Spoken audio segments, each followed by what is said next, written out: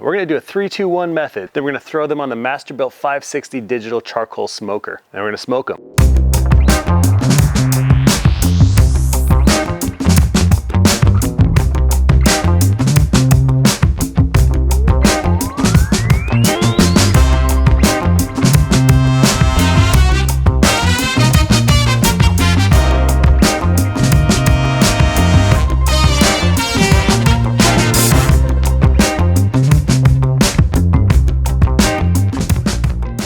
We have these big old racks of spare ribs that I bought from the store. They were really on sale, so it's a good price. We wanted to turn them into beautiful squared up St. Louis style ribs.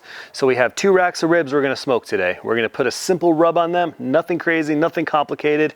Then we're gonna throw them on the Masterbuilt 560 digital charcoal smoker. And we're gonna smoke them. We're gonna do a 3-2-1 method. So at 225 degrees, we're gonna smoke them for 3 hours. We're gonna put a beautiful, delicious looking mop on them. It's a glaze, it's gonna be full of brown sugar and butter and absolutely delicious. We're gonna put those in foil, let them smoke for another 2 hours. And then for the final hour, we're gonna open them up again and let them smoke exposed again to the smoke. And then hopefully that's gonna kind of caramelize all the delicious butter and brown sugar on them. And then we're gonna have some delicious ribs. We're going. All right. Let's get started. For this cook, we're using Kingsford charcoal briquettes, and then we have some hickory wood chunks. You can use wood chunks 2 different ways on the Masterbuilt. So, first method to using wood chunks is as you pour the charcoal in, you can throw a couple of chunks in the hopper. Those will smoke as the charcoal gets fed. Second way is as this thing's cooking, you can take chunks and throw them inside the ash catch pan right there. The hot embers will fall onto the wood chunks and they will smolder and cook and all that. Typically what I like to do is I like to mix the wood chunks in the hopper with the charcoal briquettes, and that works out pretty well. If I want more smoke, then I will then throw some inside there.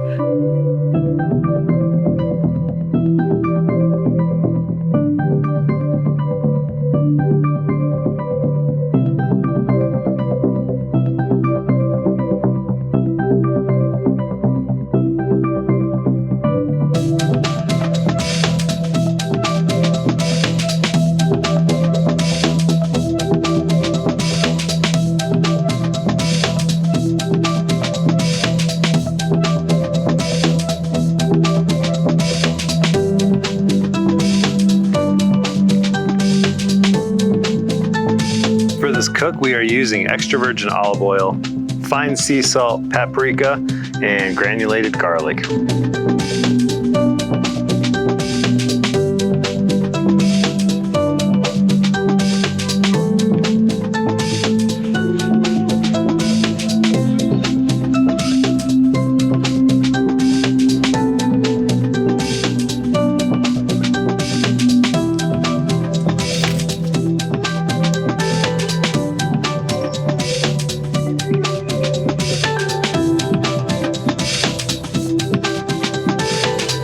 So the grill is at 225. We are good to go. We're gonna throw the ribs on. I put the top racks in. I like to smoke on the top rack, especially with ribs and thin cuts of meat like that. All right, let's come back in about 3 hours and see how they look. We will come back in a little bit. Let's start with the 3-2-1 method right now.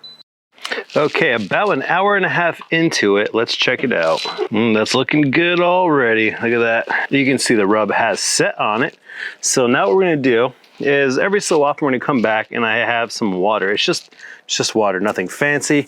But we're just gonna spritz it on top just to keep things moist and tender. Now let's let it smoke for another hour to an hour and a half. It's been 2.5 hours now. Let's check it out.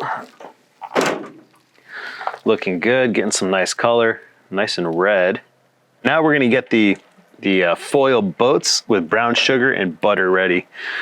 Let's let these things finish up for the last of the 3 hours. Pretty simple. So we have 2 pieces of foil and we're gonna essentially turn these into foil boats, and we're gonna put the ribs on those face down. Whoop, there you go. There's your butter. So that's gonna be on the meaty part of the ribs, right? Yeah, brown sugar. So we're gonna take some brown sugar and sprinkle a whole bunch on there. So what's gonna happen is we're gonna put that face down and the ribs are gonna cook upside down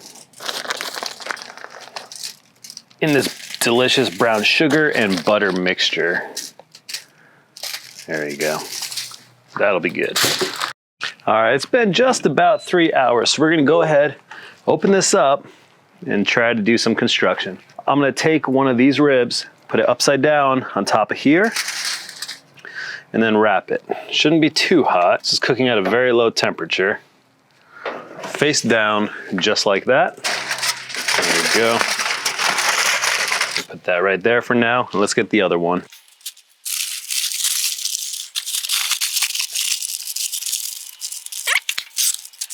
So essentially they're cooking upside down right now in that butter mixture. 2 more hours this way. Okay, so it's been close to 2 hours. Let's open them back up, then we're gonna flip them around again.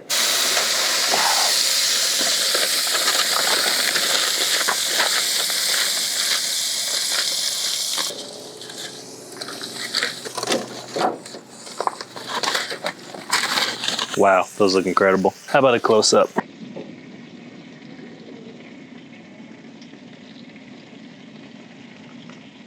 All right, let's let them finish off for about an hour and then we're good.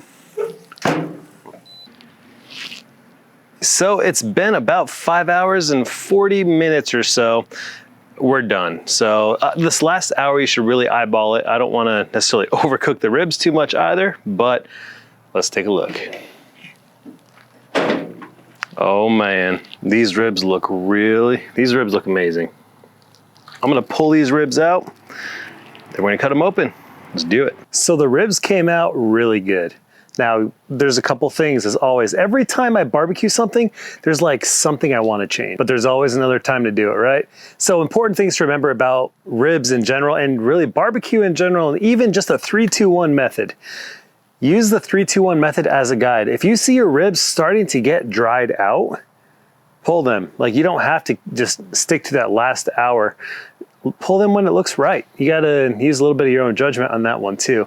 But I mean, depending on your cooking method, pellet grills have a tendency to overheat and compensate for their temperature swings, right? So what that means is if you have a pellet grill and you have it set for 225, the temperature starts getting low, it's gonna feed more pellets, it's gonna ignite those pellets, and your grill's gonna get hotter than 225 for a period of time before it averages back down to 225. Those hot temperatures essentially are gonna overcook your ribs. So you have to be careful, and you can't just stick to a timed guide, especially when you're using something that's not as stable as the Masterbuilt. Now, I'm not saying the Masterbuilt's better than a pellet grill, but I will tell you, just because of that technology, it can maintain 225, 224, 226 really tight, and it'll stay there for the entire cook time because it uses that fan and the PID controller for modulation. It works really well. Now, pellet grills, at least my pellet grill, which is 2.5 years old now, so it's pretty old. It feeds pellets, overheats, and then, you know, kind of tapers back. Now, if it's a really mild climate out, it'll have a pretty tight temperature swing within 10 to 15 degrees. But sometimes if I open the grill, forget to dial it back down before I open it, it sees that temperature drop, so it starts overcompensating. I do my thing to the ribs, and then I close the lid, and then all of a sudden my grill is 350 degrees. So certain things to keep in mind. I know a lot of people are saying that your ribs get dried out if you follow my guide step by step, but you have to compensate for your cooking method as well. Overall, they came out really good. I'll probably do more butter and more brown sugar next time because I was craving a little more sweetness when I ate it. I'll tell you what, they came out juicy, they came out tender, they tasted like the perfect rib, and they had the perfect texture. I just wish they were a little tiny bit sweeter. Overall, delicious. Really happy with what I made. I'll probably do a very similar recipe next time. Hope you all enjoyed this video and found it informative and useful and entertaining at the same time. Hit that bell notification and leave me a thumbs up and leave a comment below. I'd really, really appreciate that. So thank you all so much, and I hope you have an awesome day, awesome week. Be safe out there.